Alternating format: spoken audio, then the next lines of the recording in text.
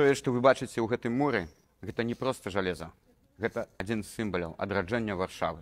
Падчас варшаўскага паўстання трывалі зацятыя баі за кожны метр квадратны ў старым горадзе.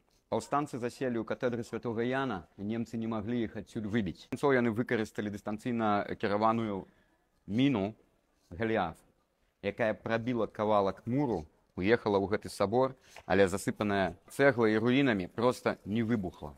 Сабор быў вельмі моцна знішчаны, але падчас рэканструкцыі, а пасля Другой сусветнай вайны, гэты галіяф размінавалі, выцягнулі адсюль, а кавалак гусеніцы павесілі на памяць. Варшава, горад Фенікс, якая неаднаразова ўздымалася з попелу, і на памяць пра тое, што такія месцы святыя, як гэты сабор, не можна проста так знішчыць, гэта гусеніца тут і вісіць.